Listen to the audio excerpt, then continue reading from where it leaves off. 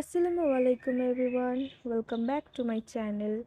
আজ আমি আপনাদের সঙ্গে খুবই মজাদার একটি পুডিংয়ের রেসিপি শেয়ার করব। এটা খেতে অনেক ভালো লাগে, খুবই সহজ বানানো, মাত্র 5 মিনিটেই তৈরি করে নেওয়া যায় আর দেখতে অনেক আকর্ষণীয় হয়ে থাকে। এটা ডাবের জল অথবা নারকেলের জল দিয়ে তৈরি করা হয়। খুবই সহজ, খুবই সিম্পল আর খেতেও অনেক মজাদার। গ্রীষ্মকালে যদি এটা আপনারা ফ্রিজে রাখেন তাহলে যখন খুশি বের করে খেতে পারেন, আর এটা খেলে মন প্রাণ একদম ঠান্ডা হয়ে যায়। বাড়িতে অবশ্যই একবার ট্রাই করে দেখবেন আর আমাকে অবশ্যই জানাবেন যে রেসিপিটি কেমন হয়েছে। এর আগেও আমি এর রেসিপি দিয়েছিলাম, কিন্তু তখন আমার ভয়েস ডাবিংটা দেওয়া হয়নি, তাই অনেকের বুঝতে অসুবিধা হয়েছিল। আশা করছি আর কোনো অসুবিধা হবে না। তাহলে চলুন দেখে নিই আজকের রেসিপি। প্রথমে আমি এখানে নারকেলটা থেকে নারকেলের জলটা বের করে নেব। নারকেলের জল বের করার জন্য এভাবে দুটো ফুটো করে নেবেন, তাহলে দেখবেন নারকেলের জলটা খুব সহজেই বেরিয়ে আসবে। নারকেলের জলটা সম্পূর্ণ বের করে নেওয়া হয়ে গেলে আমি কিছুটা নারকেল এভাবে ছাড়িয়ে নিচ্ছি। তবে আপনারা চাইলে নারকেলটাকে কুড়ে নিতে পারেন, আবার আমার মতো এভাবে পাতলা পাতলা করে কেটেও নিতে পারেন, আবার চাইলে নারকেল ছাড়াও কিন্তু শুধুমাত্র জলটা দিয়েও বানিয়ে নিতে পারেন।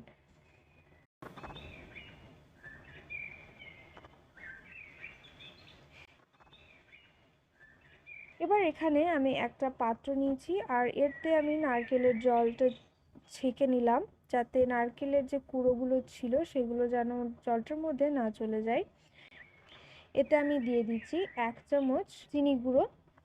চিনিটাকে আমি আগেই গুঁড়ো করে নিয়েছি, আপনারা যারা সরাসরি চিনিও দিতে পারেন, কিন্তু এর জন্য চিনিটা ঘোলা পর্যন্ত আপনাদের অপেক্ষা করে নিতে হবে।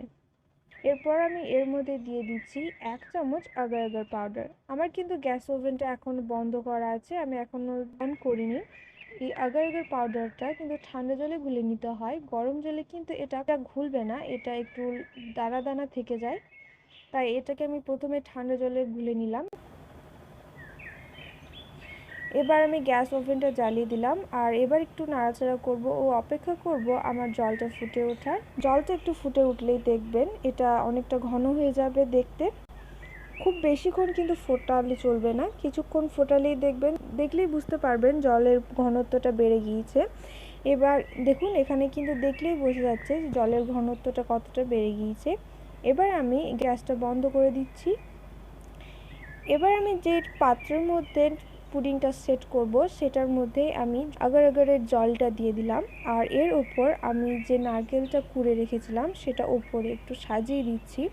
এবার এটাকে আমরা রেখে দেব 1 ঘন্টার জন্য।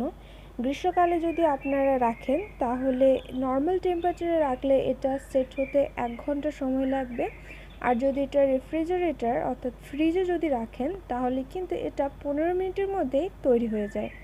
দেখুন আমার কিন্তু পুডিংটা সেট হয়ে গিয়েছে আর এটা দেখতে কত সুন্দর হয়েছে, আমি আপনাদের সার্ভ করে দেখাচ্ছি। এটা অনেক টেস্টি হয়ে থাকে, বাড়িতে অবশ্যই একবার ট্রাই করে দেখবেন।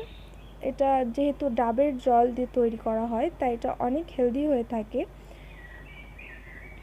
গ্রীষ্মকালে ঠান্ডা ঠান্ডা এই পুডিংটি খেতে কিন্তু অনেক ভালো লাগে। আপনাদের বাচ্চাদের যদি বানিয়ে দেন তাহলে তাদেরও কিন্তু খুব ভালো লাগবে।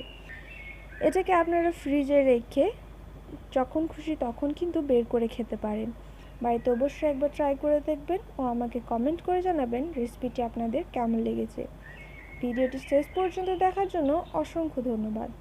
অনেক অনেক ভালো থাকবেন, সুস্থ থাকবেন। আল্লাহ হাফেজ।